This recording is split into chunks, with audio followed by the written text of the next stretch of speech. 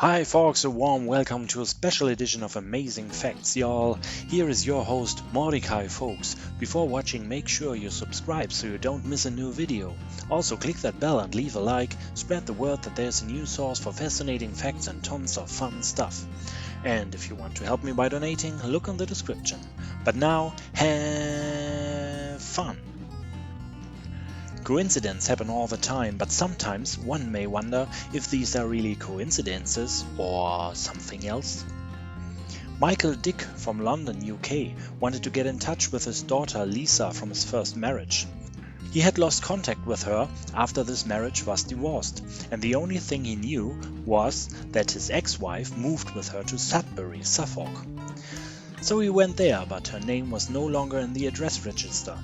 After some days of fruitless searching, he asked the local newspaper if they could help. The reporter took this photo, and the story appeared in the next day's issue. Soon, Lisa contacted her father. She had seen the picture in the paper and noticed that she was in there too. She had moved away from Sudbury long ago. By coincidence, she was there right on the day the picture was taken. She literally stood on the exact same spot seconds before the reporter made the picture. When Nick Wheeler decided to marry his friend Amy, both of them were going through childhood photos of Nick while visiting his parents. But the bride couldn't believe her eyes when she saw this snapshot of Nick as a kid on the beach, because she recognized herself in the background. Both kids had played only meters apart, not knowing that fate would lead them together 20 years later. Even celebrities like famous British actor Anthony Hopkins, best known for his award-winning performance of Dr. Hannibal Lecter, have experienced coincidences like that. When Hopkins was casted for The Girl from Petrovka, he searched all London bookstores for a copy of that novel from George Pfeiffer, but couldn't find one. When he took the Underground to get home, guess what was lying on the seat next to him? Exactly the book he was looking for. A huge coincidence. But it gets even weirder. During the production of the movie, Hopkins met the author George Pfeiffer, who told him that he had borrowed his only copy of the book to a friend, who lost it in London.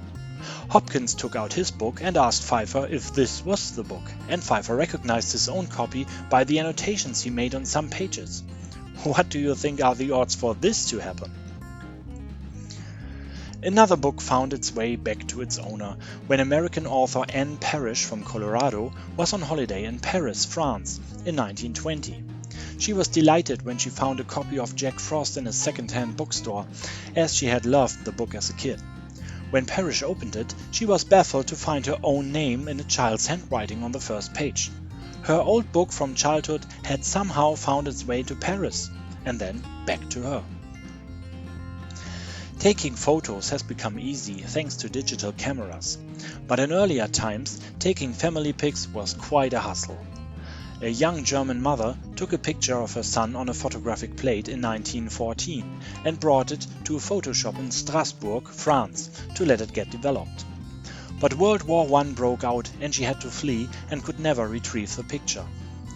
2 years later, in 1916, she lived in Frankfurt, Germany, and bought a new photographic plate to take a pic of her newborn daughter. When she got back the photo print, at first she was disappointed, because the picture was a so-called double exposure, where two different pictures overlap as they had been taken on the same plate. But when she looked closer, she saw to her amazement that the second kid in the photo was her son. Her exposure plate from 1914 had somehow found its way from Strasbourg to Frankfurt, was then mislabeled as unexposed, and bought by the very person who took the first picture. I don't know if you still could call that a coincidence. But if not, what should we call it then? Write your thoughts in the comments. I hope you liked today's special edition, so please remember, guys and gals, comment, leave a like, subscribe, and if you want to donate some money, find my PayPal account down in the description.